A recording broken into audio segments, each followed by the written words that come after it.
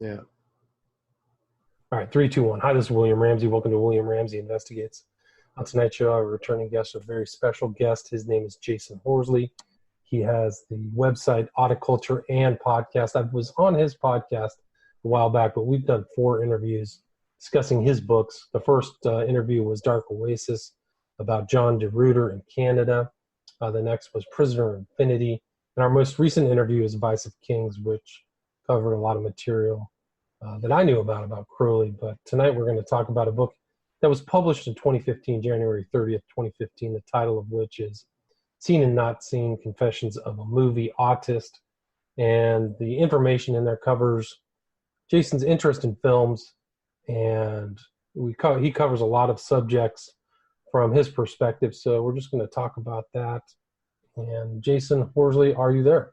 Yeah, here I am, Bill. Thanks for the invitation. Awesome. Thanks for returning. Appreciate it. It's always a worthwhile conversation. For those of you, people who don't know kind of your background, maybe you could do a brief bio and then talk about how you became interested really in films and how it really, I know it started from an early age, but how this book came about. Well, I came from a pretty dysfunctional family, upper middle class, and youngest child of 3, 2 siblings. And I grew up in a pretty decadent environment, I'd say. Like, both my parents were alcoholics, and they weren't really very effective as parents. They weren't hands-on parents. Latchkey parents is what they call now, or latchkey kids, whichever. We were left to our own devices. And I don't have very many memories from that early period, but some of the earliest memories I do have, many of them really, are of watching movies. And certainly when I first started writing, which was pretty young, was around the age of 12, I think the initial impetus, although maybe I had dabbled a little bit in fiction writing, I think I wrote a little bit of horror fiction around the same time, so I was drawn to writing from a young age anyway. But then when I discovered movies, when they became a passion rather, then my first writing was specifically around movies. And that was also true as a published writer. Like, my first published work was The Blood Poets at the age of 30 in 1999, even though by that time I had kind of diverged from a movie interest, I thought, and got much more into the occult, into shamanism, and into alternate research, let's say, which I've also written a bunch of books about. But Seen and Not Seen was kind of a way to bring those two interests together. And what it is an attempt to understand my own past and my own psychology by looking at the way that I was shaped and informed by culture, and specifically my childhood infatuation with movies. That it did begin in childhood, as I recount in the book, but it really bloomed in adolescence, and then it took a sort of more concretized form as I entered adulthood. I wanted to be a writer, a screenwriter. I wrote scripts. I wanted to be a filmmaker. So that was my initial orientation. So what Seen and Not Seen is mapping, essentially. The title is from a Talking Heads song called Seen and Not Seen, which is about the idea that it narrates the experience of this person who is not comfortable with their own identity, or doesn't have a clear sense of identity, and wants to imagine himself as somebody else. And so he focuses his will in order to reshape his features. So I took that song as a sort of double-leveled metaphor, because I was into Talking Heads, and so I modeled myself on David Byrne, but also David Byrne is talking about that whole phenomenon of how adolescents, children, adolescents, and adults look for images, examples in the culture as a way to shape their identity and to inform it, let's say.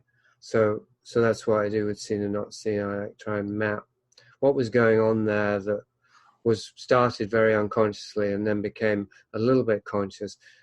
But even by the time I wrote The Blood Poets, I wasn't really conscious. Like I was writing a book of film criticism, really, but I was really revealing a lot about myself without knowing it. So Seen Not Seen looks back over the years, the writing I did, but then also my memories growing up with movies. But I think you successfully captured something in the book, because your process of looking at these cultural influence through film is universal, because so many other people, including myself, had their own times where they came in the influence of something, and we're doing the same thing you were, where this is somebody I wanted to emulate, this is a hero, this is a thing. So I think that there's a real, very kind of global aspect to your book where you can really extrapolate that to so many other people about how their influences really come from something that's fictional into reality. So you see this kind of interplay through the book, as well as that is imagery and things influencing the real world or real world opinions. So I commend you for that, for sure. Well, thanks. I mean, yeah, it certainly is a almost universal phenomenon in the West, and it's somewhat acknowledged, even somewhat conscious. Like teenagers choose role models and they cover their walls with posters, and they maybe do what I did, kind of look in the mirror and try and imagine that we're that person. And so it's all a more or less accepted part of rites of passage. But what isn't so accepted, well, two things come to my mind, both of which I explore in the book. One is what kind of formative experiences in childhood compel us to seek out identification figures, role models, cultural armor, I would say, ways to put on false personas in the first place, because our parents aren't serving that function clearly, so we're looking for these surrogate parents through the corporation media. And then the second thing related is, to what extent is this media being created deliberately by the corporations and the forces behind them, the social engineering agencies and agendas, consciously as a way to coerce generations into modes of belief, values, behaviors, and so on and so forth. Right. So that overlaps with Vice of Kings, this idea of social engineering, although Vice of Kings was much more specific to kind of a socialistic outlook, but there's still the concern. You're still getting these highly influential films, Yeah. Influential events. But there's somebody, maybe to get started, you could define who Jonathan Lethem is and why he was influential to you. Because I don't think many people have known that name. I certainly didn't. Right. Well, I didn't know who he was when I first heard of him, although I had one of his books without knowing it, which was the Philip K. Dick Exegesis. He was one of the two main editors of that book. So that was the first era of correspondence with Lethem, that he was a dickhead. And I've been quite big into Philip K. Dick, although I wouldn't say I'm officially a dickhead, but he definitely was an influence. But it was when I first found out that he was a Talking Heads fan and that he'd written a book about Fear of Music. Now, that was my favorite album as an adolescent. It was given me by my brother, and it had a huge influence on my thinking. The lyrics and just the whole sensibility somehow fit like a glove. It's like Cinderella going to the ball. I got this is the kind of cultural, artistic style that I can really relate to. So I knew that Lethem must be a kindred spirit to some degree in terms of our pop cultural orientation. Then the third thing was that he was into superhero comics as a kid. Not that that's unusual, but as a writer, and he wrote about that, Marvel heroes particularly. So that was a really strong influence that I also wrote about and Seen Not Seen. Fourth thing was that he kind of identified as autistic, and I was trying on that identity too. So there are various ways in which I saw that he was a kindred spirit and that he himself had taken on similar cultural reference points to orientate himself to try and get a sense of who he was, and that he had also, as a writer, explored that. He's mostly a fiction writer, a novelist, and that's partly why I probably hadn't heard of him, because I don't read much fiction. But he also wrote this book called The Disappointment Artist, which is a series of essays similar in style to Seen and Not Seen. And it's very short. And I ordered that. And while I was reading it, it started sparking off all these thoughts and associations and insights. And so I began, and also in the interim, I think even before I'd ordered it, I'd emailed Leeson via the college that he teaches at. And he'd responded. I'd sent in the Philip K. Dick piece I wrote, which is about Philip K. Dick's autism, called How Am I Not Myself? And he'd responded very warmly. So I had this connection to him, a personal connection. So of course that increased my interest in him as a writer. I thought, okay, he's open to actually, he's got the human connection. So then I ordered the book. And then while I was reading the book, I began to have these insights and I began to write them down. And they turned into an essay, and I sent that essay to Leeson.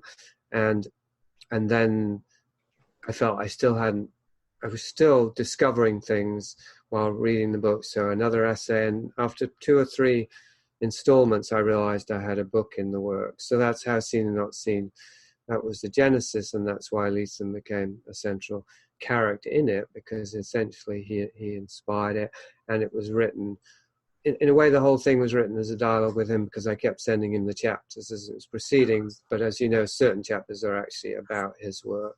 And he wrote screenplays, correct? Didn't he have some screenplays that were made into movies? No, he hasn't had screenplays, but he might have written some, but he hasn't had any filmed. But it's particularly Motherless Brooklyn, of all his books, I think, that has been most optioned. There was David Cronenberg was interested. Okay. David Lynch was rumored to be of interest, but I just read Lynch himself saying he never even heard about it.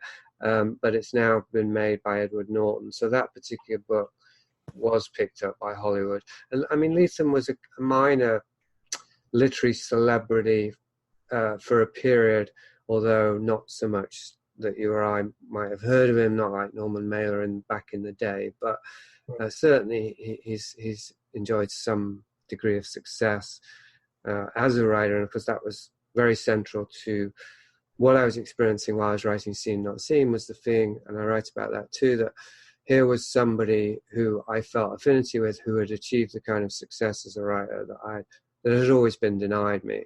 So I was kind of hoping to bridge that somehow by connecting to him. But also I was writing about that, as you know, as a possibly neurotic kind of driving me to attain worldly success. You know, what's that really about, and where does that come from? Right. And one of the interesting things that I saw, that you really liked the movie that I loved, which is Where Eagles Dare, and that was kind of your, that's Clint Eastwood was probably one of your first role models, and it's a theme that goes through the book. When did you see Where Eagles Dare? Very young. It was before the streaming. I saw it. It used to play on like ABC or CBS on the weekends, but it was popular enough to replay a lot. And I was actually, for some strange reason, was watching the end of Where Eagles Dare, where they confront the spy at the very end on the plane. They give him a chance to jump out. I don't want to. I should just. So isn't it on the ski lift? Is it, or is it on the plane? Yeah, on the plane, right? And they get the guy, and they say, "We know it's you. It's Richard Burton." And sitting right there with Eastwood. But it's a great movie that's lesser known, and it should be better known, I think. It's a great book. I just got a book in the mail today about Where Eagles Dare. It's just a little book, also by somebody who was a big fan of it as a kid. So it obviously has this kind of nostalgia, this kind of whatever. It's like it was a cultural landmark in some way, but not, as you say, particularly critically. It's not considered an important movie. It came out in 1968 when I was 1 year old. I remember, as I write in the book, seeing it at the cinema with my whole family when I must have been very young. I wouldn't have been 1, but maybe it was a rerun or something, because I think they did that in England. Sometimes they'd show a movie that was just a few years old, they'd have it again. But I was so young, I don't remember. All I remember is the scene on the ski lift, and that when I saw it, they're fighting on the roof of the ski lift.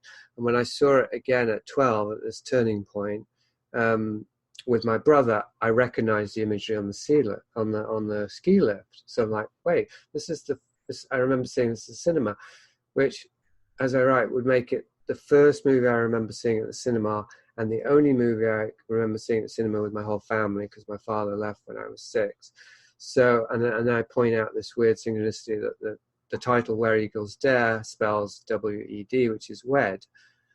So whatever that means, I mean, who knows if there's really any, if that's just a coincidence. But the point is that somehow that movie primed me for a lifelong passion for movies.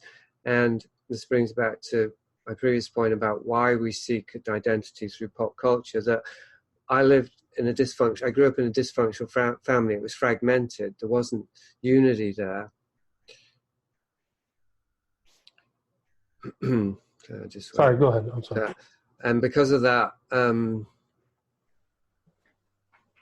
a memory like that might actually be much more significant than it normally would. Like, we were all together at that time. So that movie might actually unconsciously have unconscious associations with being together with my family now. And then I got these later memories of watching the first movie I remember on TV, Day of the Triffids, with my mother and a friend. So that also has these associations of togetherness, of home, of comfort. And to this day, I still watch TV movies with my wife. It's a place I go to feel safe, to feel comfortable, to feel cozy, to feel like that, what I didn't have as a child.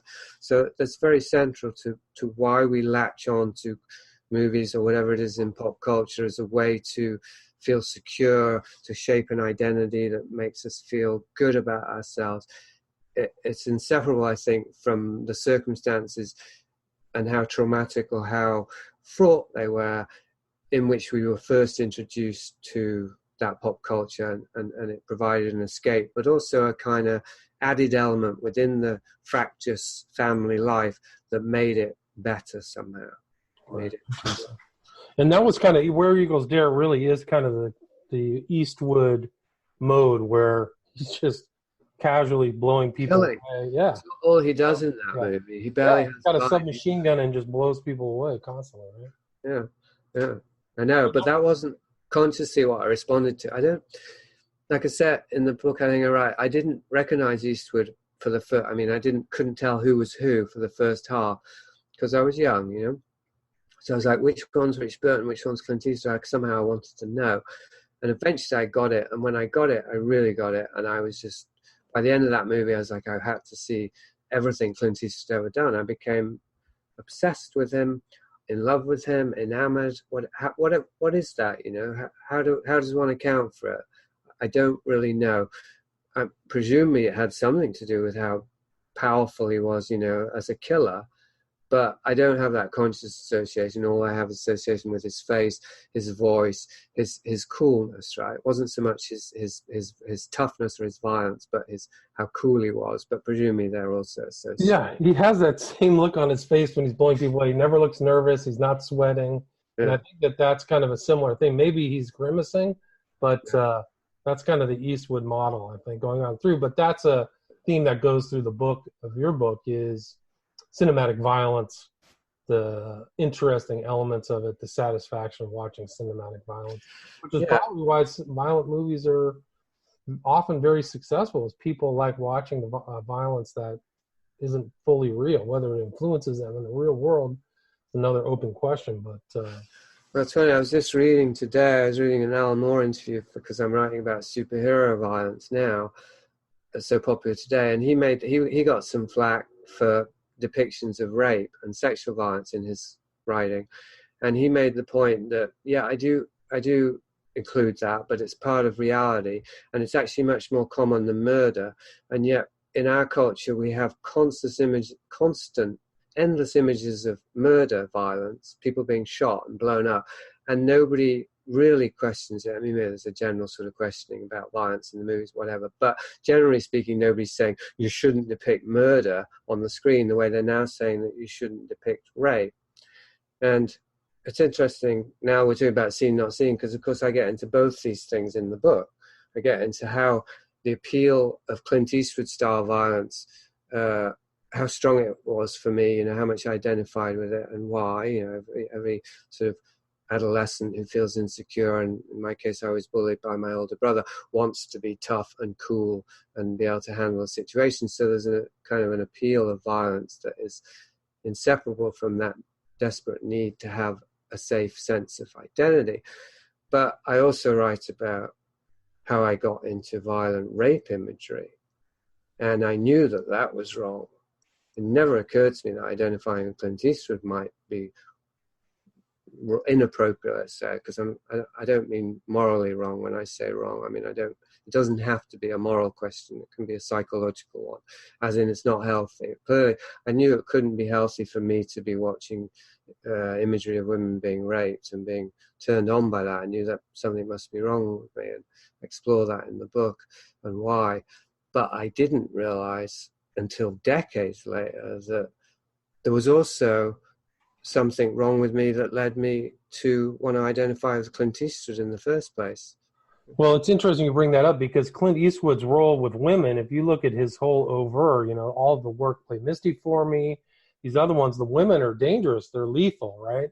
And you talk about Sam Peckinpah as well. You talk about Straw Dogs.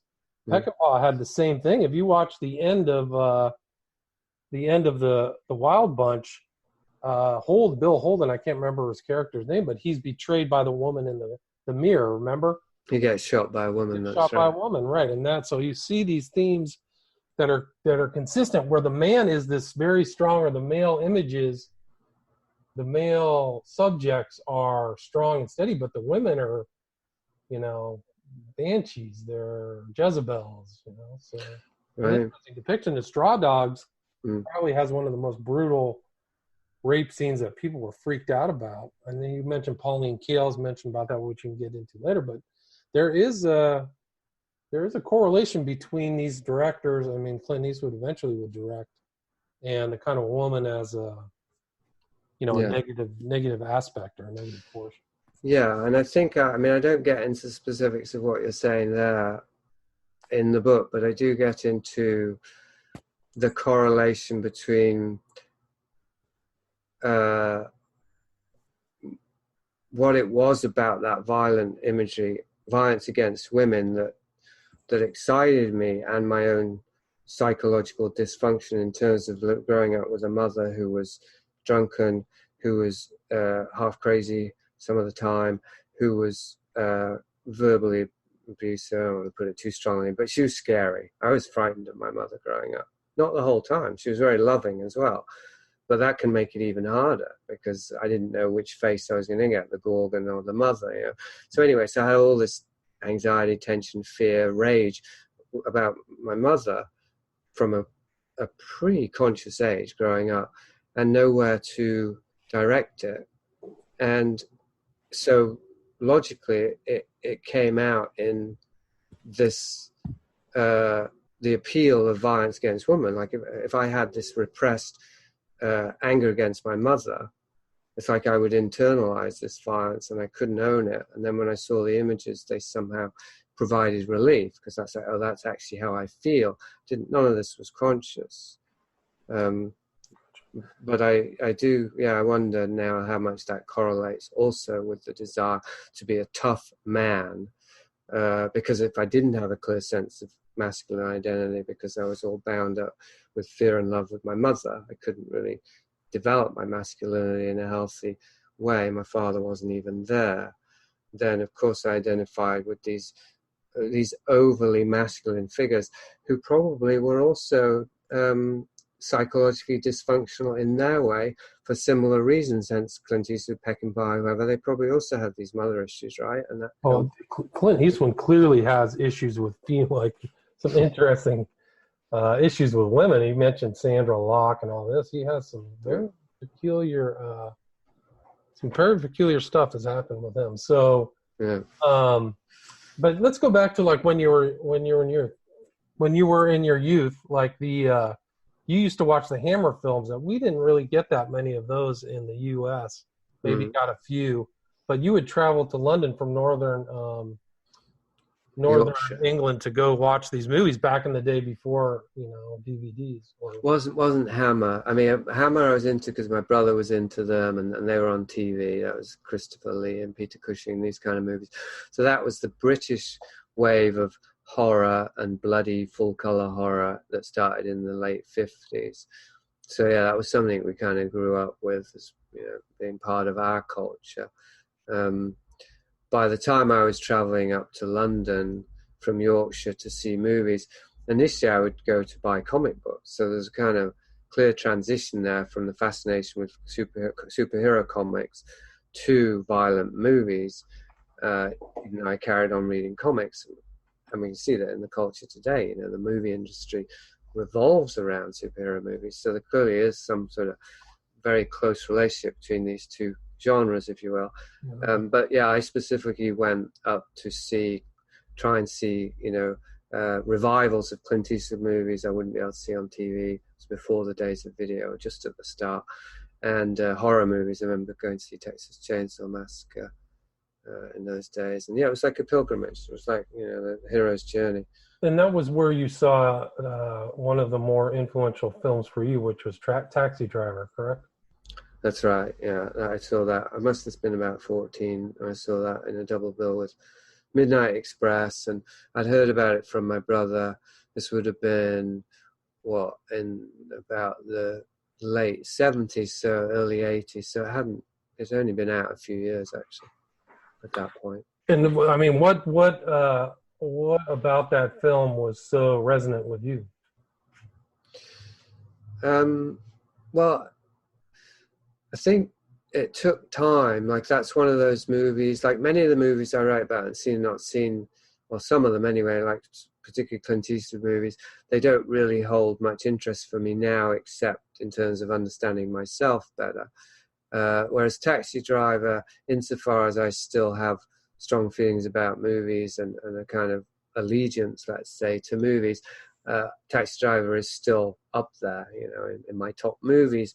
So I'd say that the older I got, the maturer I got, the more I've understood, you know, why that movie is so important to so many people. But when I first saw it, I'm not entirely sure. Like, I certainly knew that it was ironic and that he wasn't an action hero. He was a lonely character who's suffering. Right. I think I did relate to it. I think what I write about a little bit in Seen Not Seen, but more I've come more aware of it more recently, is that Travis Bickle and Taxi Driver provided a sort of antidote for my Clint Eastwood identification, because Travis Bickle, I mean, you can imagine if he went to movies besides porno movies, which apparently he didn't, he'd have gone to see Clint Eastwood movies and Charles Bronson movies, because that's the kind of guy he is. He's like trying to be something that you might see on the movie screen, that's heroic on the movie screen, but if you try and do that in real life, you're a psychopath. Right. It's even true of the superheroes today. I mean, the superheroes are no better than the supervillains, really. They're using the same methods, right? It's just that they're state-sanctioned or whatever. They've got the right values, but their main value is violence to solve problems, right? Which is what psychopaths do in the real world, right? So with Travis, you saw that he wasn't really, he was using violence to try and solve emotional problems, but it was neurotic. It wasn't, it was totally disproportionate to reality. It was unrelated to reality. So he was really just acting out his own demons. And then the culture itself turned him into a hero, because the culture is so distorted, partly by movies, but you could say that movies are more evidence of how distorted our culture is. It's a bit of both, right? That the movie showed this, that even a psychopath might get turned into a hero because our values have become so perverted and inverted. Really, he was a lonely, alienated soul who just couldn't find a way to connect to women or even other men, and was just full of rage and fear.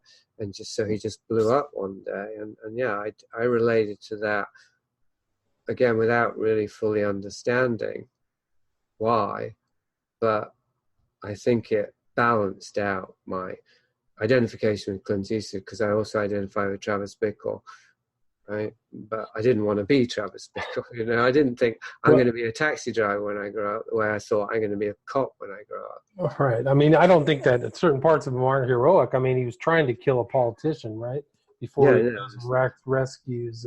Nothing's heroic. He doesn't rescue her. He just kills a bunch of people, and then she gets sent back to her parents, right? It's not really a rescue.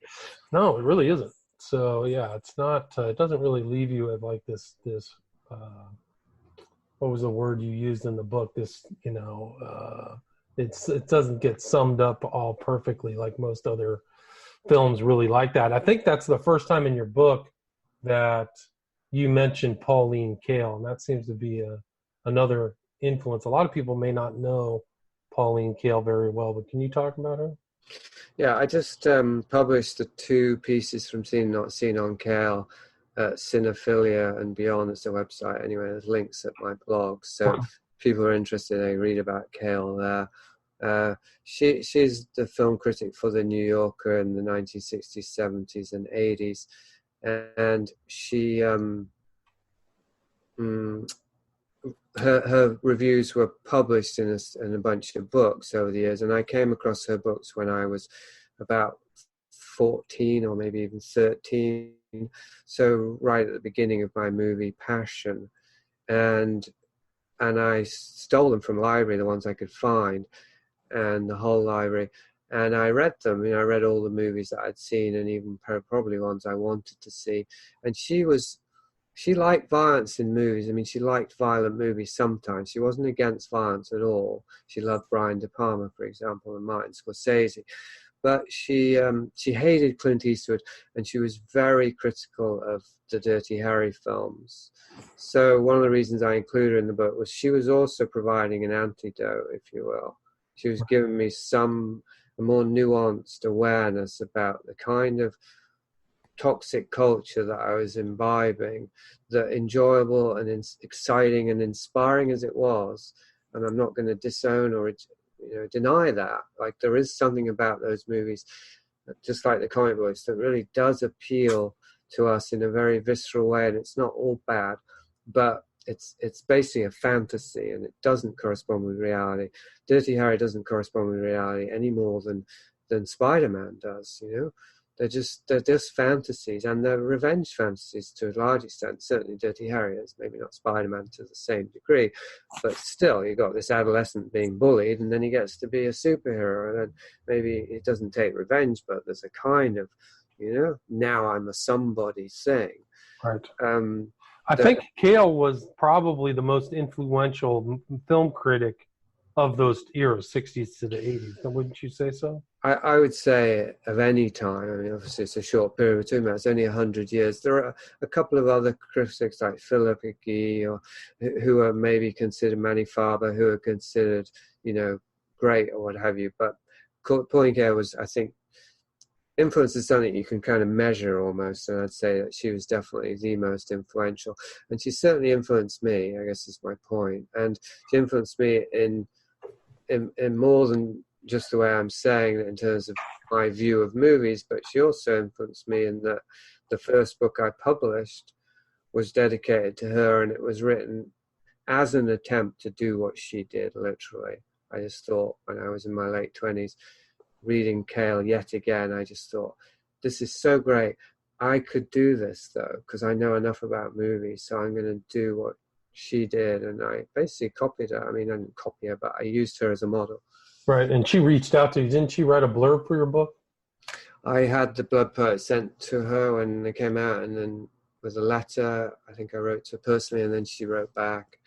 And it was a couple of years before she died, so we had a brief correspondence and one telephone call, and then she died. But yeah, she did provide a blurb. So I mean, I write about it in the book. So it's like she, a kind of maternal figure who did actually, give me a blessing. And she was kind of like, she was a maternal figure, not just to you, but a lot of other up-and-coming critics, Roger Ebert, a lot of other people, Paulette's, and there was kind of a dispute about whether she was a positive influence or a negative influence on some of this. That's right. Yeah, there's a whole thing around that. And one thing I heard after quite recently, even one of those Paulettes, they wouldn't like being called that, but one of the people she helped with their career and who was kind of under her wing, told me that she had said to them that she would have liked to have helped me more, but her health wasn't good by that point, and she wasn't as connected, hooked in at that time. So it's like I just dodged a bullet, or I just missed a plane, whichever way you want to look at it, where, it could have, my trajectory could have been different if I'd had the advantage of her support to get more established as a film writer. I might have taken a somewhat different path, but I think it's for the best anyway that I didn't. And you also said you identified with Roman Polanski. That's kind of an interesting director to identify with. Why do you think that was the case? I think what I said in the book was that, and this was an insight, of course, I only had much later, was that because I knew that there was something different about me, and that included a predilection for dark stuff, and even as I write about this, very overt, conscious and indulged predilection for sexual violence, that obviously weighed heavy on me, like what's going on there. But I also felt that it was kind of inseparable from my, it's like sympathy for the damned. Like I was interested in serial killers. I was interested in understanding Travis Bickle and, what drove people to violence, even as a young guy. And so Polanski represented somebody who was a successful artist who also had these perverse aspects to his personality and had been embraced despite it, right? So it was like, and even David Bowie in a different way. I mean, he was bisexual and he was obviously very weird and so on. He was an early role model. Also was signaling to me, it's okay to be a freak. You can still be embraced by the world. So I think that was very important to me. But then I wanted to be a filmmaker, and Polanski, somehow when I discovered Polanski, I was young, but I knew that he was avant-garde kind of artist, and that if I liked him, which I genuinely did, but that made me kind of edgy and more cultured, right? If I'd liked John Wayne movies or Clint Eastwood movies, that was mainstream and populist. But if I liked Polanski, that meant I was an artist, right? I had an affinity for a very artistic type. So I think that was part of it. I mean, I did genuinely respond to his work, but I also wanted to be more, sophisticated. So I picked Polanski.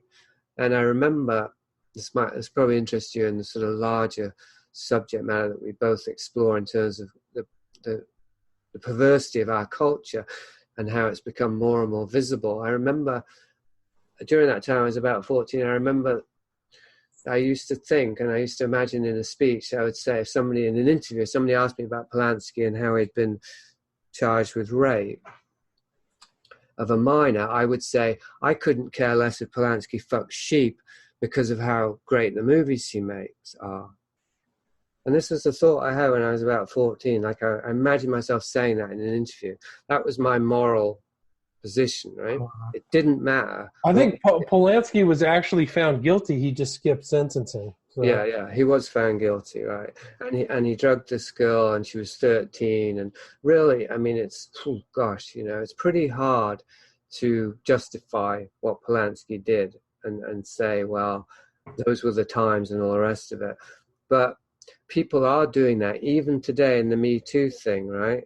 Meryl Streep got some flack recently because she was, well, actually it was a long time ago, but she was applauding Polanski for The Pianist, right? So Polanski generally is considered, he's a Hollywood icon, even though he can't return to the U.S. Yeah, return. Well, his story is still coming back. The 50th anniversary of the Tate murders is August 8th, so it's not that far away. And it's in the movie, the Tarantino movie. Tarantino's coming out. David Fincher's Mindhunter also has Manson in it. So interesting, it was just a book, I don't know if you heard about it, about Manson and its mainstream publisher. Yeah. And it's about how Manson was part of some...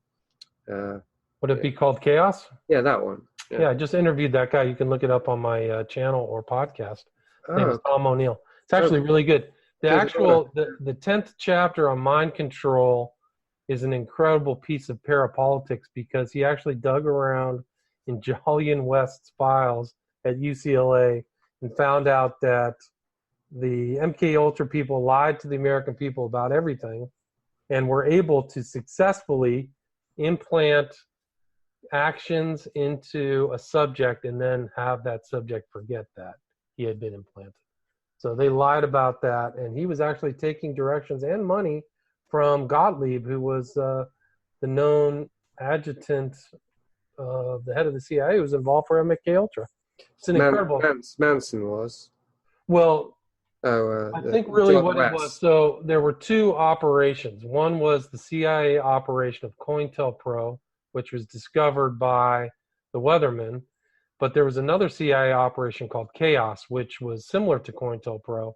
It was a domestic operation, and the CIA isn't even allowed to use, be involved legally domestically. But it was an operation that got started by Johnson because he didn't want all this stuff. So there is a potential that some of these guys, including Manson, were part of this operation to discredit the whole peace and love movement. Right. Yeah, that was always my theory for the longest time. But what's surprising is this book is a mainstream publisher, isn't it? Absolutely. I mean, I have it right here. Where is it? Well, kudos for getting him on. I emailed him, but I didn't hear back. So maybe I'll try again now. You try again. Yeah, so it's confusing. I mean, because the movies and the TV shows presumably are just keeping up the mainstream narrative that he's this, loose cannon serial killer, but it's becoming more and more mainstream. Version is allowing these other elements of shadowy hands. Right. Well, I think the mainstream that this guy O'Neill basically tries to, and I think successfully discredits the whole helter-skelter narrative that Manson really was some kind of nut, because the fact is that he was tied to that whole circle, and there was something else going on. The title is Chaos, Charles Manson, CIA, and the Secret History of the 60s, Tom O'Neill, Little Brown and Company. So it's a legit. Yeah, it's a big company. Yeah, very big. Yeah. But good book. Highly recommend it. But so Polanski's still relevant. I mean, this whole Polanski Tate event. Well, and also, of course, not to get more sidetracked, but the increased awareness in Hollywood and about Hollywood, and the networks of abuse and the systemized abuse within it, right? Yeah. So that's becoming more and more known about. So then, well, that's the whole thing about this whole Epstein is tied into Hollywood. There are definitely people who went to that island. There's definitely pedophilia, young girls, and there's some other stuff going on at that island that I don't know if it'll ever make public. But and this is something that you might know, but there were stops on Epstein's plane to Tangier, to North Africa. So there's actually that potential that he was involved in some really shady stuff, things that you can only get in North Africa, which you might know about. Well, no, actually, I'm glad to say I don't. Okay, good. Although Jimmy Boyle moved there, I found out fairly recently. My brother's ex-lover, the gangster, he moved to Tangier some years back.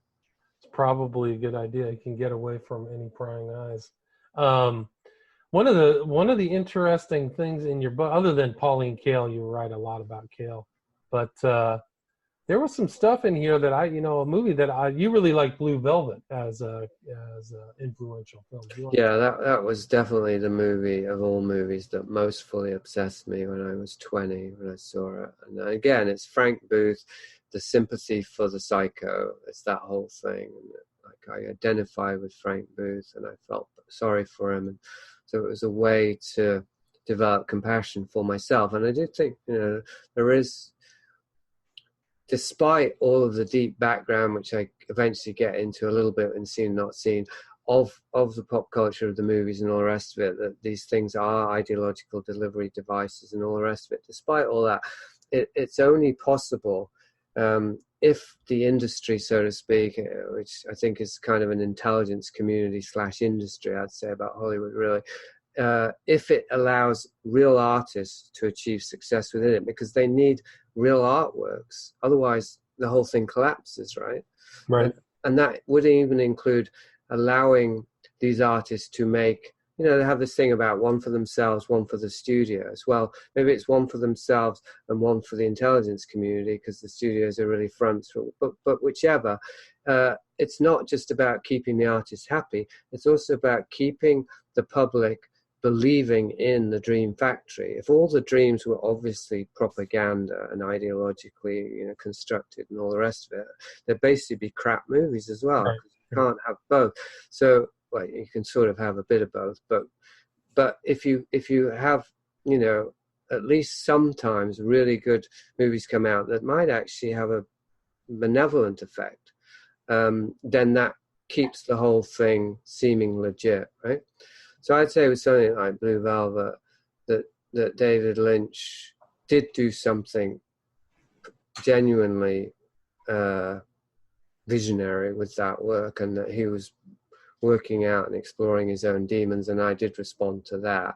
Now, that doesn't mean that David Lynch didn't go on to do other stuff that was pernicious. I think he did. I think Wild at Heart, as an example, is the opposite kind of movie.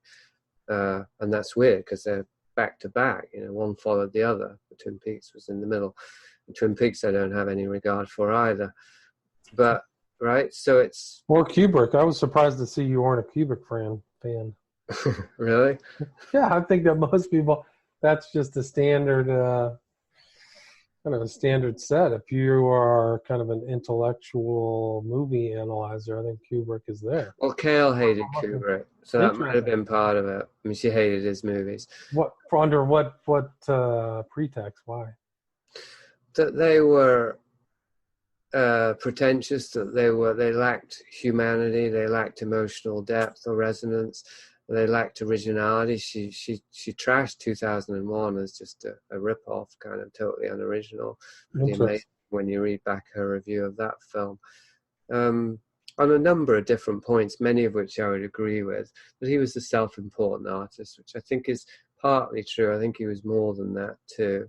But anyway, don't get me started on Kubrick. But I just never responded to Kubrick's movies. And Clockwork Orange, as I write about in the book, was a movie that I most wanted to see because it was banned in the UK, and I knew it was violent, and I knew it had rape in it.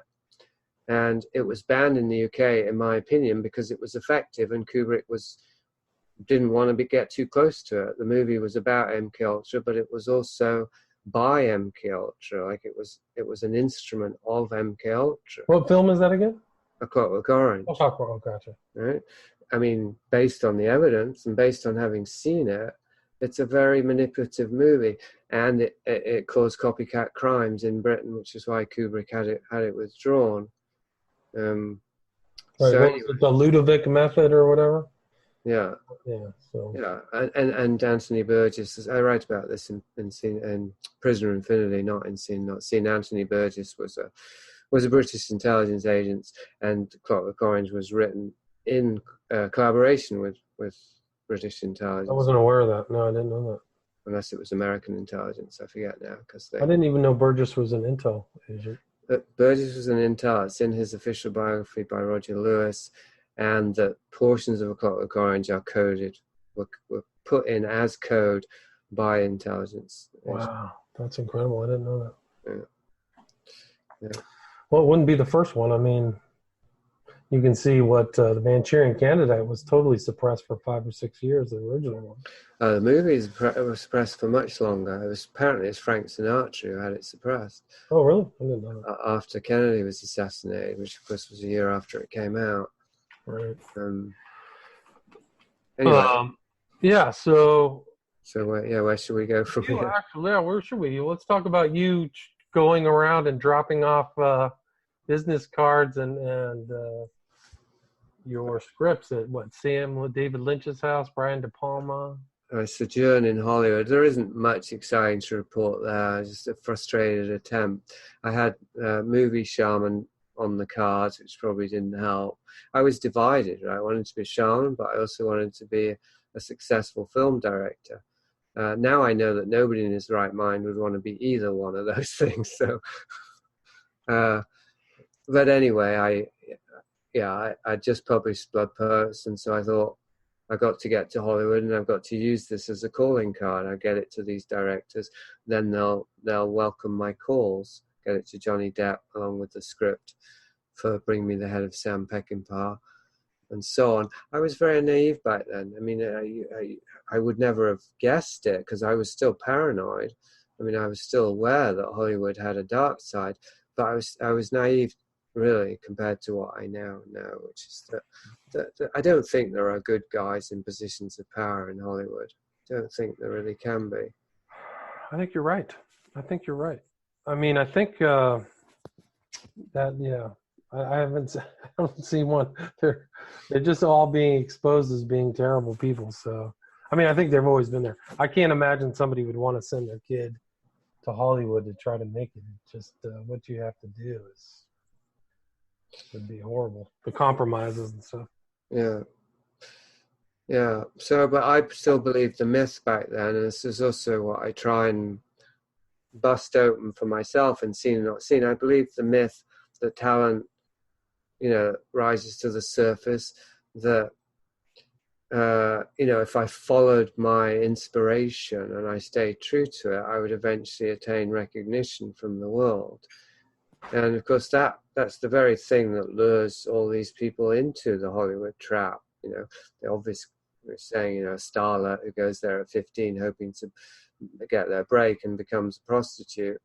That's just the lowest rung of that. You can imagine all kinds of variations at different levels and different ways in which a person becomes a prostitute. I'd say that my brother was literally a male escort, but I'd say he became a prostitute in other ways.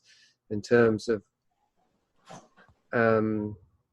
I suppose the idea of prostitutes, of course, now political correctness, we can't use that as a critical term, but anyway, the idea of it is that you sell something that is invaluable, that should never be assigned a value to it. So one's body, one's sexuality, one's love, these things aren't for sale.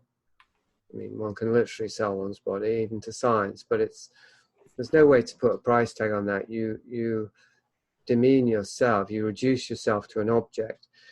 And this has got to be true also of creative inspiration and vision.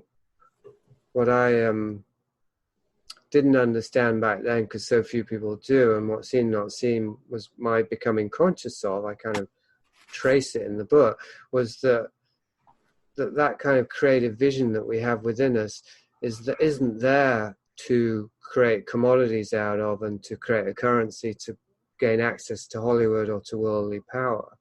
It can be used that way, but that's to exploit one's own soul, essentially, because it's really there to discover who we are and find our own meaning and purpose in life. And all of that gets tangled up with these cultural role models and all the rest of it. Like, I saw David Byrne and Clint Eastwood, and I thought, those are my people. I want to be one of them. I want to get close to them. The way to do that is to be successful. This is how the people get tricked. Like, I did a podcast recently about how Kurt Cobain was used by the CIA to get hooked kids on heroin. You create a cultural figure, make him a junkie. All the kids are going to want to be like him. They'll do heroin. Well, that's very simple. It's almost like ABC, isn't it? So in a similar way, I was lured into an addiction to pop culture and to Hollywood and to trying to be a somebody, which you could say I squandered years of my time and my life force on that. You could also say, well, I wrote some books and I learned a lot. It's a bit of both, really. I'd say that I definitely did like this trip to Hollywood. I mean, what was I doing there, really? I was just chasing after a rainbow. It's almost like a literal version of that. If I can follow the rainbow, I'll find the pot of gold. But actually, there is no rainbow on the ground, and there's certainly no pot of gold. The closer you get to it, the further away it seems. And you never even know when you reach the point where the rainbow is, because it's invisible by the time you get there, because it's a rainbow, right? It doesn't actually have any tangible substance. And that's Hollywood, I'd say. It's a hologram. It's a kind of hologram. And this is it's more what I'm writing about now, but you've got two levels of Hollywood deception. One is the movies themselves. People consciously suspend disbelief, but more and more, like the Marvel superhero movies now, they're making us suspend our disbelief to such an extent that we're becoming totally dissociated, and we're starting to believe things that no one in their right mind should believe, which is transhumanism, right? So you got that, and then you got the second level, which is the movie stars and the directors and the writers and all of that, the way that the industry is run and the lives of the rich and famous, that's all fabricated. Well, it's not all fabricated, but a lot of it is fabricated too. And we unconsciously suspend our disbelief about that. We actually believe that it's a democratic system, Right. that talented people just get discovered and they don't have to, there's no casting couch and there's no, and so on. I mean, No selling out. There's no inside deals. there's no organized crime, there's no intelligence community, but it's I mean, I'm saying what there is actually. It's organized crime based, it's intelligence, CIA based. I mean, I don't know all of this for fact. I don't know all of the. Well, some of those people are run by like their literal mob. I think Lou Wasserman was associated with mob. Sidney Korshar. Yeah, they're flat out mobsters. There's a whole bunch of flat out mobsters, and even the ones who aren't apparently act like it. Right. Exactly. Excellent. They may as well be, right? So yeah, it's a weird thing, isn't it? Because it's like when people watch a movie, they know it's not real, but they let themselves believe it. It's the same with Hollywood. People know it's not really the way they believe it is, but they let themselves believe it. Right. And then you got something like Me Too, which is, or Kevin Spacey, or Harvey Weinstein, or whoever else is being trundled out as a fall guy. Right. That kind of is a way to keep the lid on, I think. You got a little hole in the lid. Right. Well, because it's probably happening much in every single instance of these relationships. If you read Crazy Days and Nights, all that casting couch stuff and pedophilia, pedowood, it's happening all the time, man. If it's endemic, then the idea of isolating a few instances makes it seem like they are isolated and therefore it's...